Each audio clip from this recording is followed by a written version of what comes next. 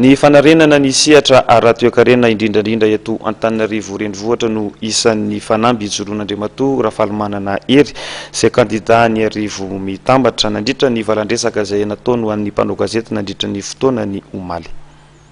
Ny fanarenana ny sehatra ara-toekarena indrindra eto Antananarivo isan'ny fanamby Ijoroan'Andriamatoa Rafalimanana Hery kandida ny arivo mitambatra izany raha nanao valandresaka ao amin'ny mpanao gazety ny tena ny omaly. Ao anaty programan'ny candidat Rafalimanana dia fitinina amin'ny teny baiko hoe l'économie prime avant la politique. Dia mameno ny tenin'ny président en impact teo hoe ny tena raha teo koa économiste de formation aleontsika mba hiroso bebe koa any amin'ny fampandrosoana ara économique fa tsy hoe anao politika lavareny lafo zao dia mifanirandalana tsara zany ny programanay izay tsy afenina fa misy ihany koa ampahany ao amin'ny programan'ny candidat Rafalimanana izay notovozona avy any amin'ny groupe socio-économique impact. Nanambaran'ny fanohanany tamin'ny ofisialy an'Andriamatoa Rafalimanana Hery ny fikambanana impact izay tarehan'Andriamatoa andriamana amin'ny satanaly.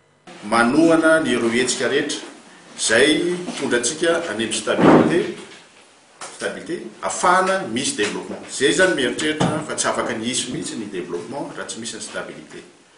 Zay zavatra zay hitanay amin'ny Andriamatoa Hery Rafalimanana voalohany indrindra aloha izy dia azo ataontsika hoe candidat indépendant.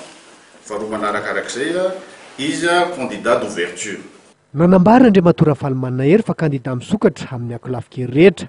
Nilaza ny tenany fa nahazo ny fanohanany antoko politika maro samihafa toy ny IDGV, ny Tanora Team, ny Leader Fanilo, ny MTS fa tsy ny atoko HVM irery ihany.